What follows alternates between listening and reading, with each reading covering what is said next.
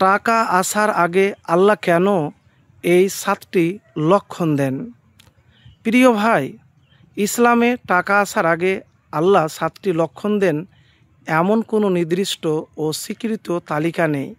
তবে কিছু ইসলামিক উৎস বা আলোচনায় এই রকম কিছু লক্ষণ বা সতর্ক সংকেত নিয়ে কথা বলা হয়, যেমন ভালো কাজ করা, কৃতজ্ঞতা প্রকাশ করা, দোয়া করা এবং আল্লাহর প্রতি বিশ্বাস রাখা।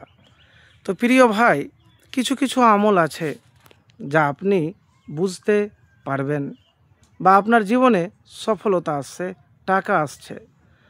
তো আমি কিছু সম্ভাব্য 7টি লক্ষণের কথা বলবো। ভালো কাজ এক নম্বর হলো ভালো কাজ। যখন আপনি ভালো কাজ করতে শুরু করেন তখন আল্লাহ আপনাকে সমৃদ্ধি ও বরকত দিতে পারেন। যে কোনো ভালো কাজ করবেন, আমালে সলেহ, এবং কোরআনে বলা হয়েছে যে ইন্নাল্লাযীনা আমানু ওয়া আমিলুস সলিহাত, এইরকম অনেক আয়াত রয়েছে। ইল্লাল্লাযীনা আমানু ওয়া আমিলুস সলিহাত, যারা ঈমান এনেছে, ঈমান আনার পরে সৎকর্ম, সলেহ কর্ম করেছে। তো ভালো কাজ যখন আপনি করবেন তখন কিন্তু বরকত বৃদ্ধি পাবে, সংকেত। দ্বিতীয় নম্বর হলো কৃতজ্ঞতা। যা কিছু আপনার কাছে আছে তার জন্য আল্লাহর প্রতি কৃতজ্ঞ থাকা একটি গুরুত্বপূর্ণ লক্ষণ। আপনার কাছে যা আছে, তো অনেক মানুষের কাছে ছেলে আছে কিন্তু মেয়ে নাই, মেয়ে আছে ছেলে নাই, চাকরি আছে কিন্তু শান্তি নাই। তো যে অবস্থায় থাকেন না কেন আল্লাহর কৃতজ্ঞতা প্রকাশ করবেন, শুকরিয়া আদায় করবেন, আলহামদুলিল্লাহ, মুখে নয়, বাস্তব জীবনে যেন ফুটে ওঠে। 3 নম্বর হলো নিয়মিত দোয়া করা এবং আল্লাহর কাছে প্রার্থনা করা, যা আপনার আধ্যাত্মিক বৃদ্ধিকে নির্দেশ করে। মানে আপনি নিয়মিত দোয়া করবেন, পেলেও দোয়া করবেন, না পেলেও দোয়া করবেন, দোয়া করা বাদ দিবেন না।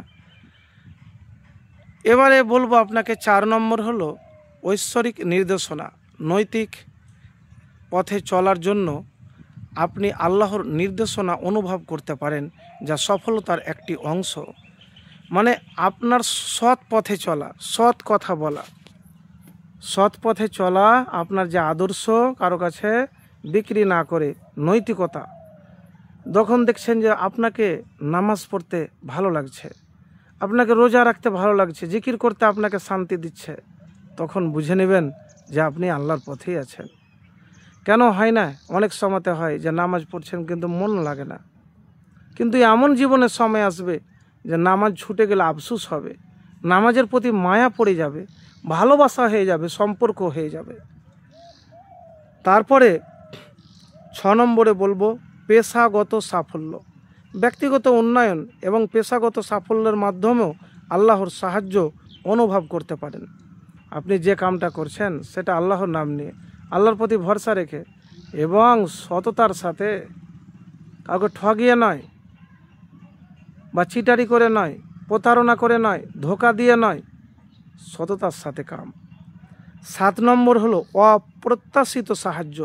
যখন আপনি কোনো প্রচেষ্টা করেন এবং অপ্রত্যাশিতভাবে সাহায্য পান, তা আল্লাহর পক্ষ থেকে একটি ইতিবাচক সংকেত হতে পারে।